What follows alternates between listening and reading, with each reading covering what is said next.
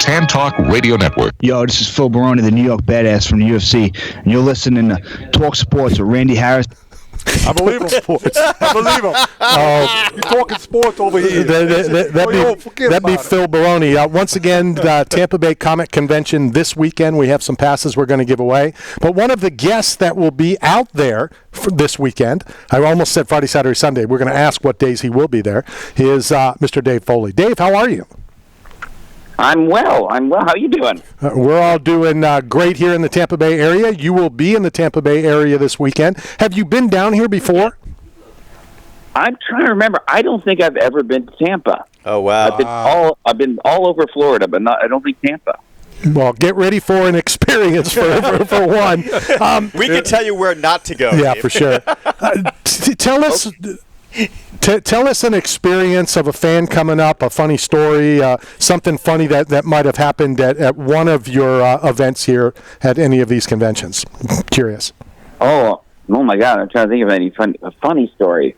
I don't know. A lot of very nice stories. Let's go with a nice one. I'd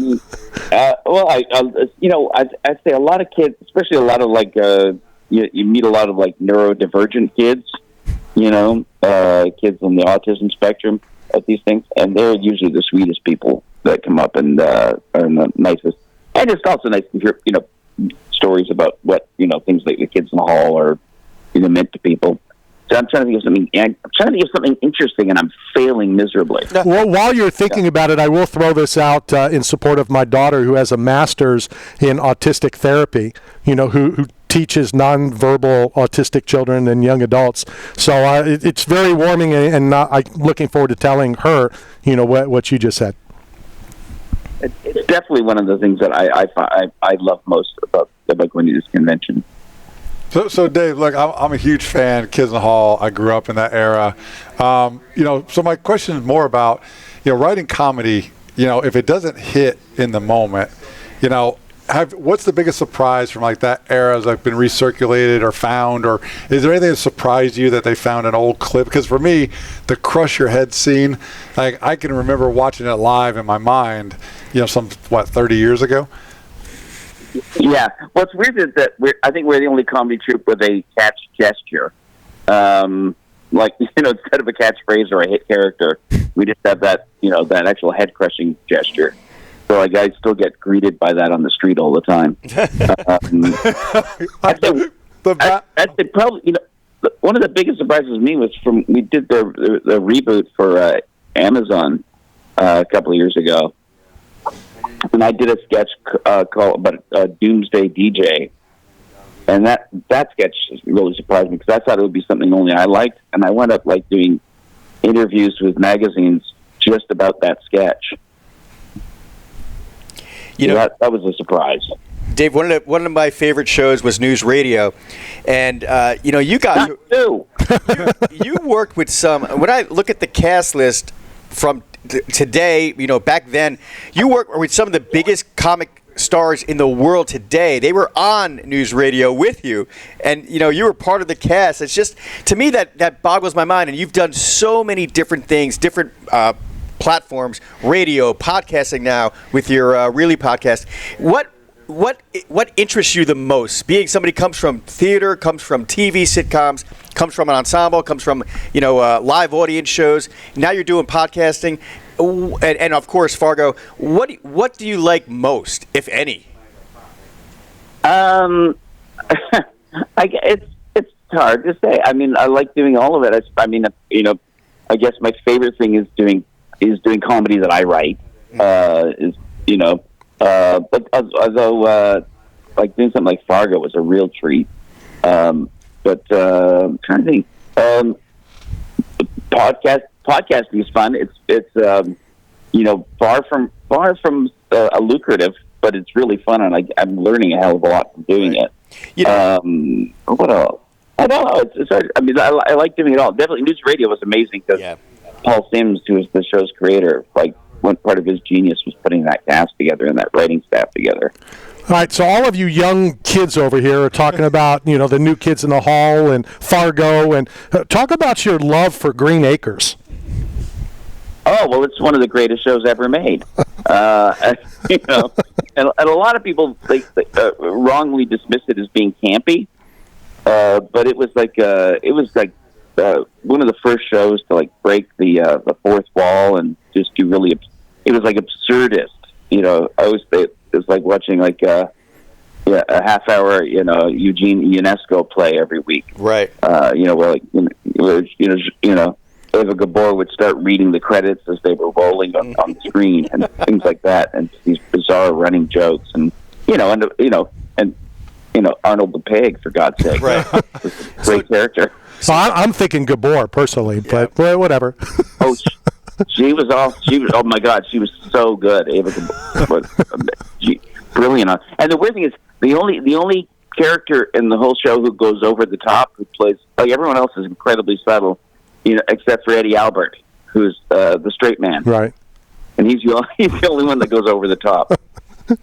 Dave, we're old enough, I think, you, me, Randy, and Matt here, we're all old enough to remember, the TV big time heavyweights. And, you had people like Warren Littlefield and Brandon Tartikoff when you were coming up, and they don't make them like that. The TV execs aren't like those guys anymore. Tell us some stories about Warren Littlefield. I mean, I know that you worked with him at News Radio, and he actually suggested you for Fargo, didn't he? He did, yeah. He suggested me, and he got me that gig, so that was great. And it was because I ran into Warren at the Hollywood Critics Association Award, and we hadn't talked in 20 years. But when Warren was running NBC, it was amazing because it was, show business was still run by personality. That's right. In those days. I mean, even Les Moonves, who started as an actor, then became the big guy that he was. And the people that, like we just mentioned, Warren and Tartikoff and Frank Wells, all of those legends in TV back in the day, they were personalities, much like Irvin Thalberg was. Yeah. And our show was never a hit, but Warren stuck by it and kept fighting for it. And I remember one week when our ratings were particularly bad, it was around Thanksgiving. Warren showed up in the studio and served the cast and crew Thanksgiving dinner. Oh wow! They had, and Warren himself was carving turkey and and hosting. Can you imagine, guys, at the head of the network carving turkey for you? That's crazy. Dave, let me ask you this. I read that you've been friends with the guys that were in the Kids in the Hall for over 40 years.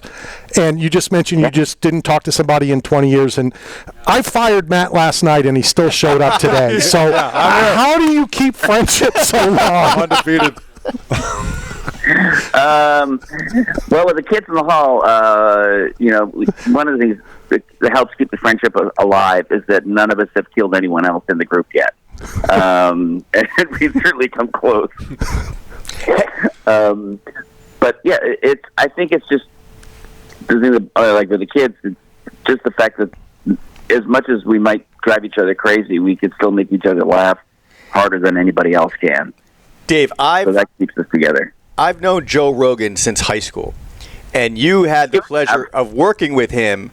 I know him now just through the UFC and me covering the sport. I haven't talked to him personally in a long time, but we both were fighters in high school, and we would fight on the same tournaments. But what was it like working with that bundle of energy on News Radio? Oh, it was amazing. I mean, Joe was fantastic, and he, definitely a unique human being. It's like I remember going to see Joe do stand up after we started working together, and it was a night when every comic that came up was bombing horribly. It was a terrible audience, and Joe got on stage and just refused to fail. And he's just with the power of his personality, he lifted the entire audience up out of themselves. Wow! And had a killer set, and I thought, wow, that's a unique human being. And on News Radio, I think there's the people. It's weird because some people who don't like Joe will go back and say he was terrible on News Radio, but that's crazy. He was great. He was really fun. He's a really good actor. How often were you at the Comedy Store with Mitzi Shore and all of those folks? I didn't go there that often. I would actually guess I probably went there more often than most people. But I remember meeting Mitzi and hanging out with her and going down to see Joe do sets. And I actually went to see Joe do. He came back to LA a couple of years ago and did did a show at the Comedy Store, which was sort of a rare treat, and then went out with my UFO buddy Jeremy Corbell to see Joe set, and it was made. He's always great. Hey, Dave, when you go back and watch this clip and see the laughing during Mike's question earlier, it was laughing because all the names he was name dropping are like household names for you guys because you're celebrities, you're network guys, you're professionals. I grew up on Green Acres in Indiana. I have no idea who those people are. So I was laughing because it was so common for you. So no disrespect, my friend. You're a legend, and I appreciate you being on here today. Dave, before we let you go, let's talk real quickly about this weekend, the Tampa Bay Comic Convention. Will you be in Tampa at the convention all 3 days? I will be, yes. So there's really no excuse for not coming down. One of them. Well, remember, Tampa changes you. Ask Tom Brady. So just be careful coming, my friend. not just Brady. Who was the country star who just canceled the show? Morgan Wallen. Hey, Dave. Morgan Wallen came to do 2 shows at Raymond James Stadium. He missed the second show because he partied so much the first night that he couldn't make the second show. Very true. Dave, thank you very much for your time. I know that we have your address. I also have a very special thing for you because I found out you're a huge lover of coffee. So our good friend Lizette from Roasted Whisk is going to send you a care package of custom blends, teas, and coffees, and all of that will be in the mail to you next week. Oh, my gosh, that's fantastic. Thank you so much. We appreciate your time, and we will come and see you on Friday. Okay, great. Thank you, sir. Thank you, sir. Dave Foley, who will be at the Tampa Bay Comic Convention. What are you doing? That's his move. That's what Kids in the Hall did. They created the I crush your head. And then there was a battle on the street of like the squeezy face guy, and they got into an epic battle, and it was just like... That was in color. You're not ready for that. Let's go hit a quick break. When we come back, more Tampa Bay Comic Convention Arnold, stay talk. with the program. I'm the boy. The San Francisco 49ers, and you're talking sports with Randy Harris. This is the Tan Talk Radio Network. 8 million strong is not simply about the